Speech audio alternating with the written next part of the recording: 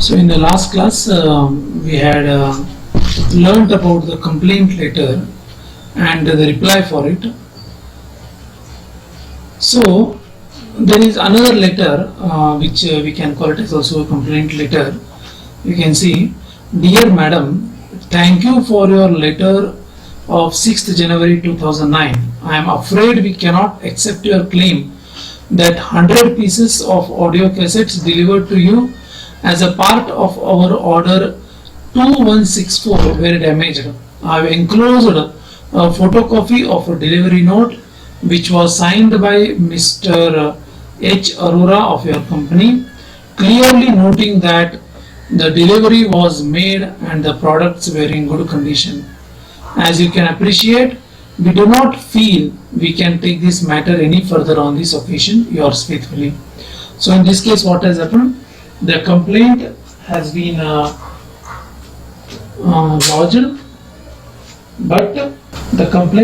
lodged, but the company has not accepted the complaint, stating that this complaint cannot be accepted because we are already having a proof stating that the delivery is already done correctly and there is no damaged piece in the delivery. So this is also one of the reply. So the scenario will be given to you.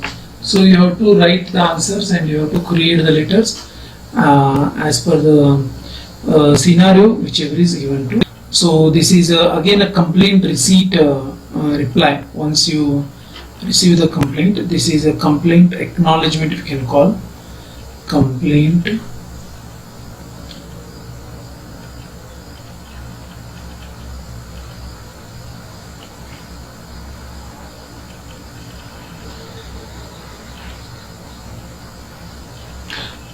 acknowledgement. This is, so we have received your letter of 20th December 2008 regarding the interest rate on your deposit with your company. We checked the records and I have found that the deposit was for a period of 3 years ending 30th of November 2008. You had also authorized us to automatically renew it for a period of 1 year at the applicable rate of interest if no instruction to the contrary was received by the maturity date. In the absence of any communication from you, the deposit has been renewed till 29th of November 2009 at the prevailing interest rate of 10%. We may add that we are unable to renew your deposit at the old interest rate since the RBI has lowered the maximum rate of interest by 1% point effective from the 1st October 2008. Should you be interested in a deposit for more than 2 years, we will be pleased to offer you a higher rate of interest. We hope you will be satisfied with this information. So here you can see this is a letter written by a bank, correct? So because normally the deposits and all happen in the bank itself. So here the letter is written by the bank for renewal of the deposit, and he is expressing one more thing is 10% only they are going to renew, which is right now interest rate. They cannot give the older rate. That means what? Older rate might be more than the current rate. So the older rate cannot be given. So this is what he is trying to tell. This is one thing. The next is a very important topic, that is letter of credit and status inquiries. So what do you mean by letter of credit and what do you mean by a status inquiry? So here in this module, in this section, we are going to learn introduction, sources of credit information, trade references, stages of status inquiries, status inquiry through bank. Okay, so these things we are going to learn: the introduction, the sources of credit information, the trade references, the stages of status inquiries, and status of the inquiry through the bank. So this is also one of the very important topic for your examination, because they are asking continuously 2 marks question, 50 marks case study, 5 marks question from this chapter. So you can expect more marks from this chapter as well. So you have to be attentive in this chapter and study this chapter. So first we will try to understand what do you mean by a credit. What do you mean by a credit in a general terms? Credit means what? Credit means the payment which is not made now. In Kannada we call it as udri. Yes or no? The payment which is not made now, that also we can call it as a credit. Okay. So goods may be sold in terms of cash or credit. Goods may be sold in terms of cash or credit. But what happens if it is sold in cash? If the goods are sold in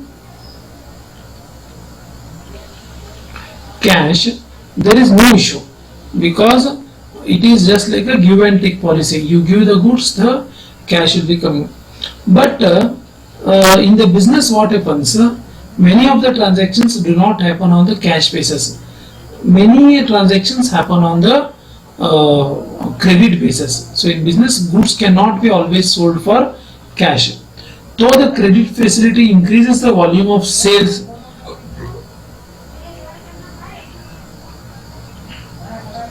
and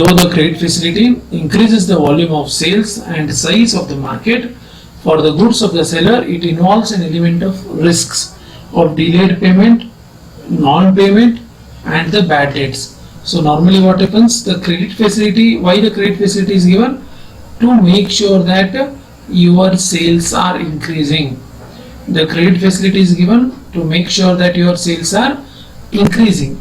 So that is the reason the credit facility increases the sales, but at the same time it may also happen that the person to whom you have given the credit may not return the amount within time.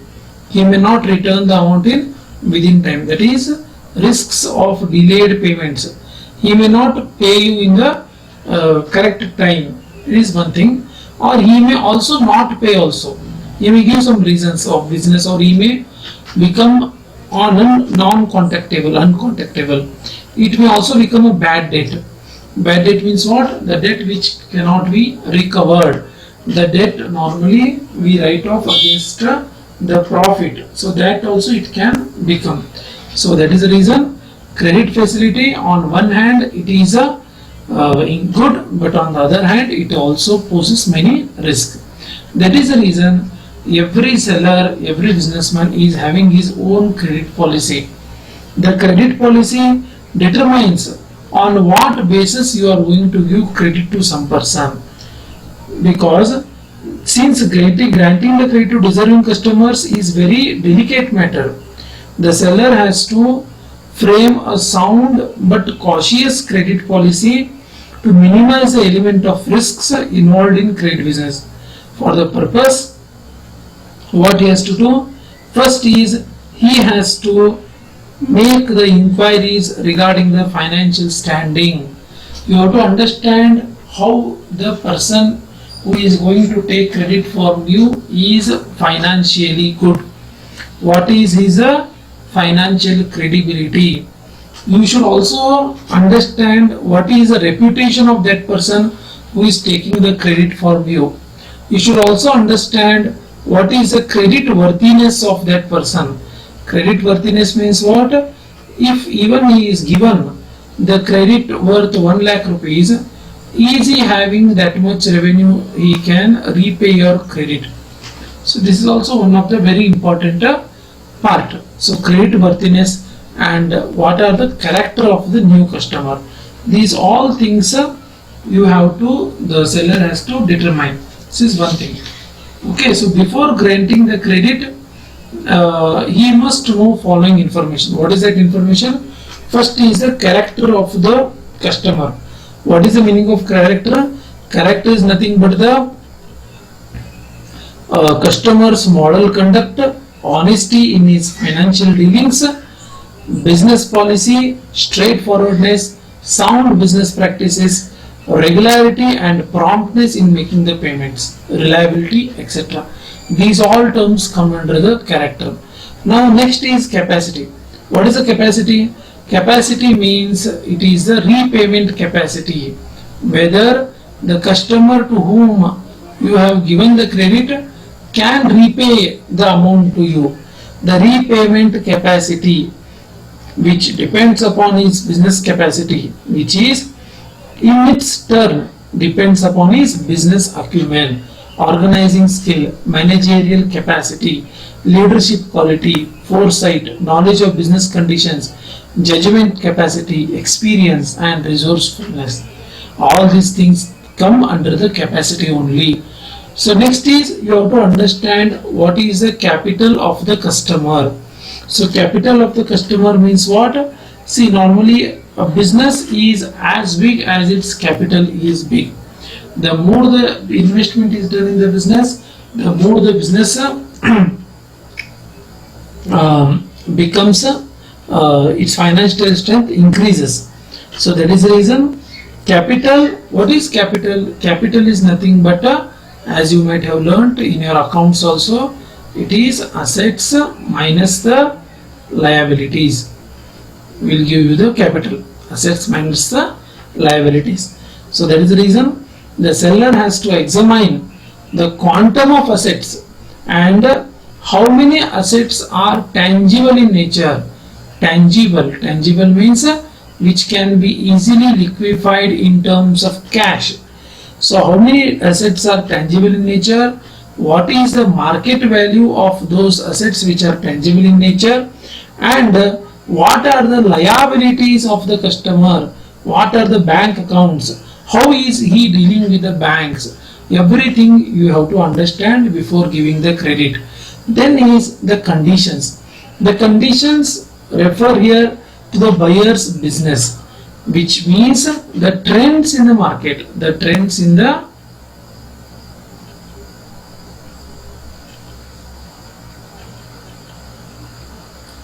market. The trends in the market means what? What is right now possible? Like right now, is the market good for that particular commodity? Then you can give the credit.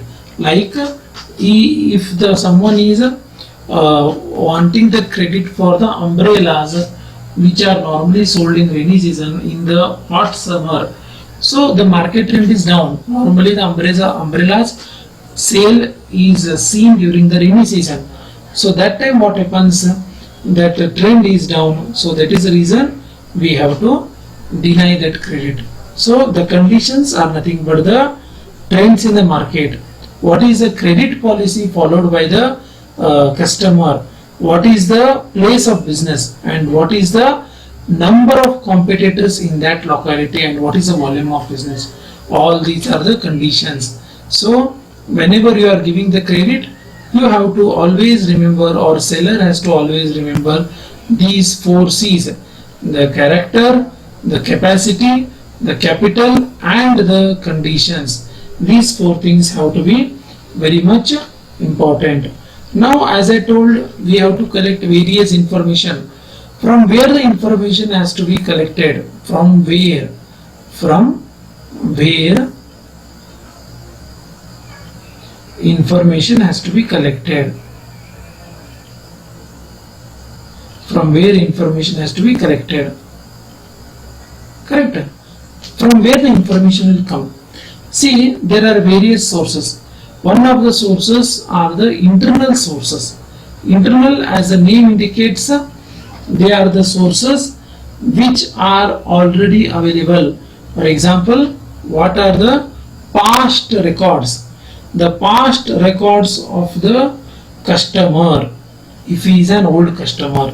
And what is the salesman's report about the customer? Because see, the salesmen are the front end,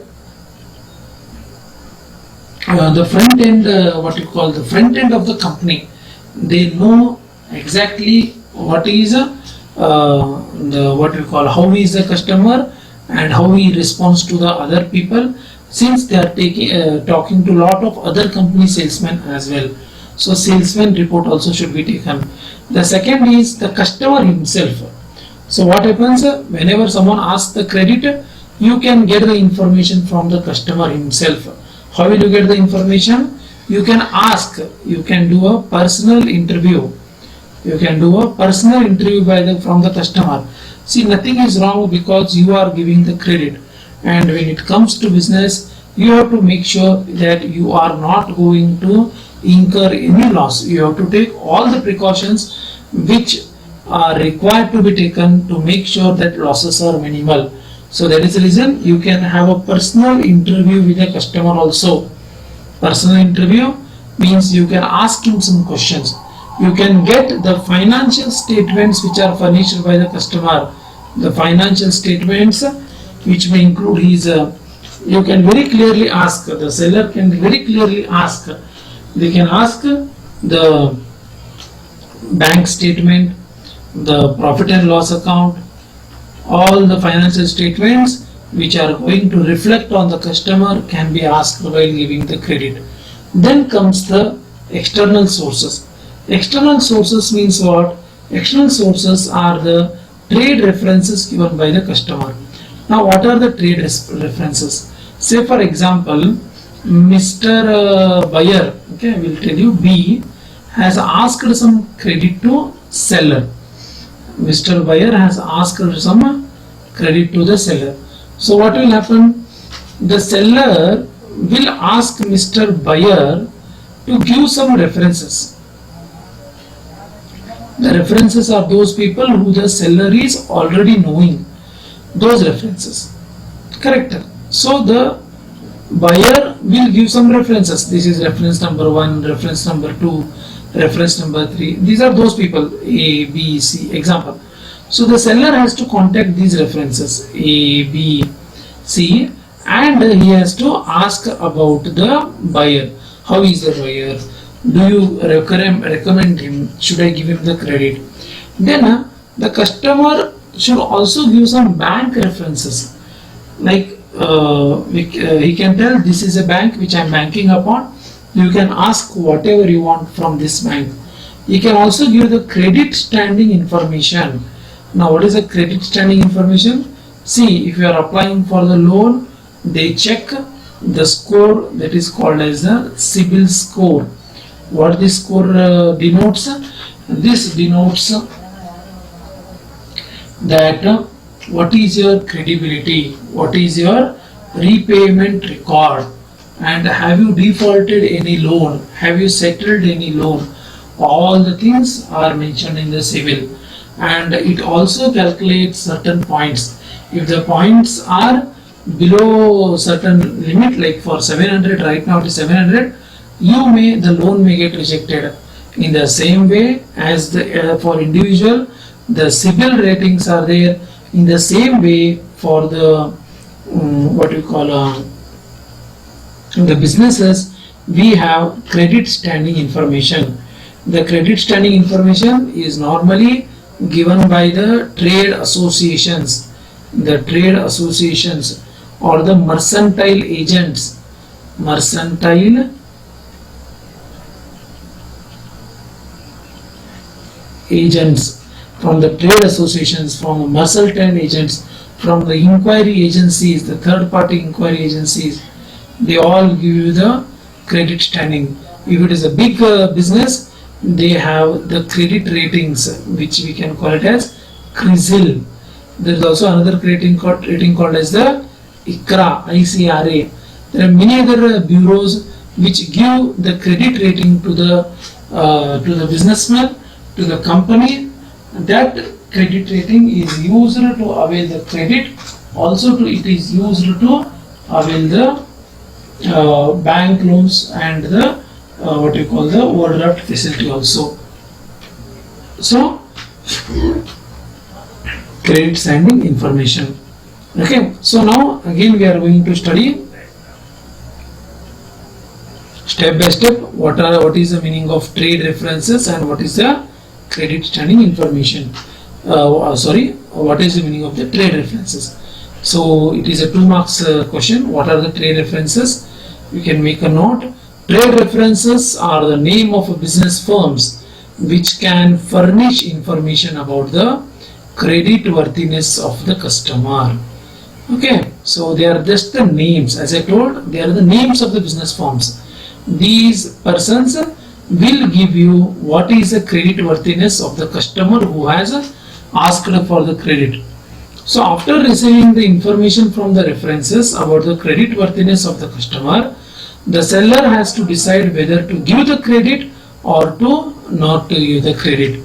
So these references play a very major role. Now what are the bank references? See, The trade references are for the businesses. In the same way, the bank references are for the banks. So the bank references is a name of the customer's banker. The customer's banker means the person who is asking for the credit, who can supply the necessary information about the seller. Okay, so banking information. So what happens? The seller should request his banker to get the information about the following points. One is, what are the type of accounts of the customer in his bank? What is the duration of the accounts? What are the loans and advances taken by the customer? What is the opinion of the banker about the buyer? And what is the general impression of the banker about the buyer? So these 5 information the seller should ask from the banker of the buyer. Here is what are the stages of status inquiry letters. See now, what is a status inquiry letter? That is very important. As I said earlier, whenever a bank reference is given, or whenever the trade references is given, the seller contacts the bank references or he contacts the trade references. So what are the stages of that contact? What are the stages of that contact? This itself is called as the stages of status inquiry. So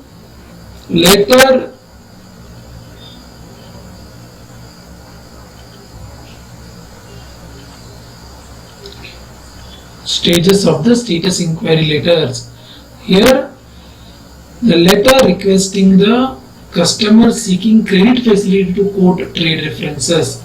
Then the customer's reply to the above letter. Then a status letter addressed by the seller to the businessman or the firm quoted by the buying customer. The letter by the seller to his own banker. So these are the things which come under the stages of the status inquiry. Also there is a reply from the businessman, the reply from the seller's bank, and the letter addressed by the seller to the buying customer of giving or refusing the credit. So I am going to repeat what and all will happen in the status inquiry on the credit. First, you get a letter from the buyer. This is stage number 1. This letter is asking for the credit facility, seeking credit facility. Then what happens? The second, that customer is reply to that letter. What is the reply to that letter? And the next is the status inquiry letter addressed by the seller to the businessman or firm quoted by the buying customer. Okay. So what is the status inquiry? What is the inquiry letter? Then the letter by the seller to his own banker. Then the reply from the businessman, reply from the banker, and the letter addressed by the seller, banker, customer granting or refusing the credit. So these are the steps which are followed, or these are the letters which are written for getting the status, the credit information, and finally whether to accept or to reject the credit request which is placed by the buyer. So for each letter we are going to understand what and all should be there. See, first is the letter requesting the customer seeking the credit facility to furnish trade references. So first you have to thank the customer, you have to welcome him, you have to request him very politely to furnish trade references, assure him that it does not relate to his integrity and standing, and assure him the order will be executed as soon as the inquiry is completed. So these things you should do. Letter from the customer seeking credit facility, furnishing names of the trade references. So when the letter we are sending to the customer asking him for the trade references, first what you have to do, acknowledge the receipt of the letter.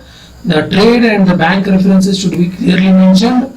The furnish the details regarding the credit, its limit and period provided by the businessman, and request the seller to complete the inquiry about his credit status as soon as possible. Letters of status inquiries. What we have to mention in letter of status inquiries? First is we have to mention the full name and address of the customer regarding the credit facility along with the size of the order and its value.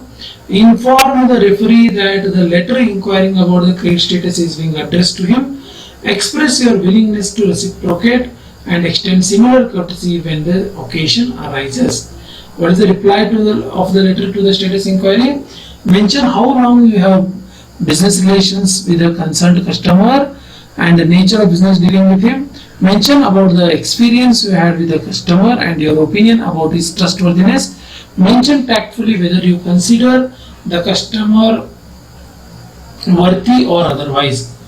If you are giving adverse opinion to the customer, following steps should be followed. That means what? He has asked you for the credit and the buyer is the seller is going to reject the credit. That means what? The adverse opinion. Yes or no? If you are giving the adverse opinion. So adverse opinion, don't mention the name of the customer. Mention you are doing it impartially. Write some good qualities about the customer. Offending words should be avoided. Specify that the opinion is private and not binding one.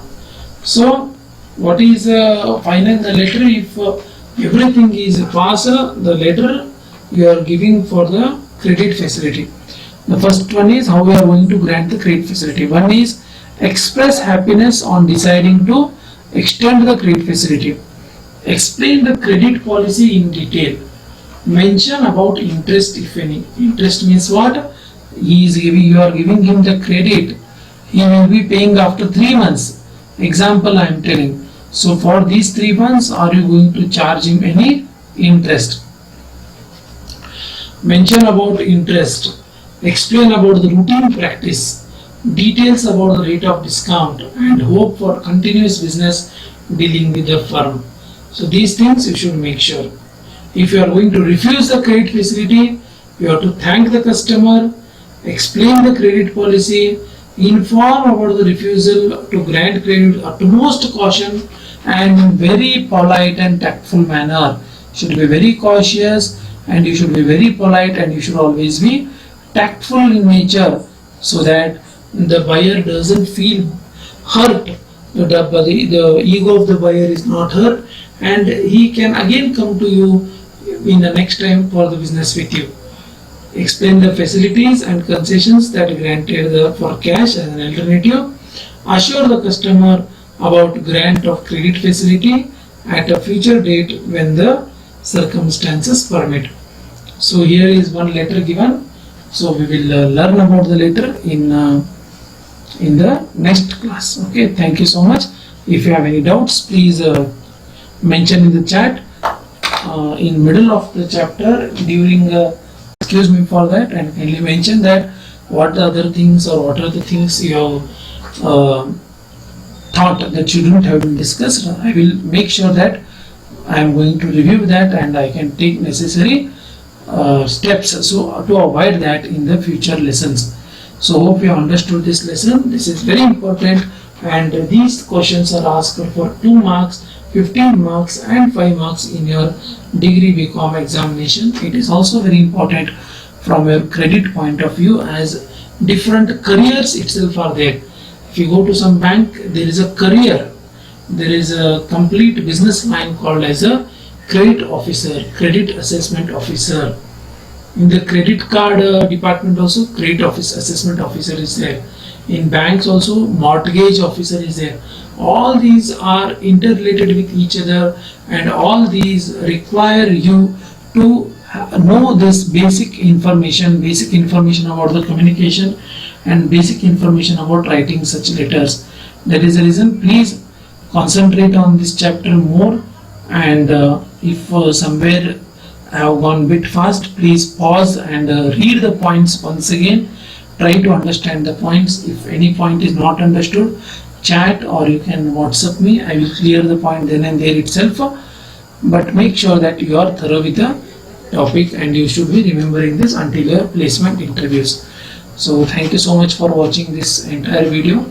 I will see you in the next video where we will be discussing about the specimen letters which are going to appear in your examination as case studies as well as for 15 marks questions. Thank you one and all.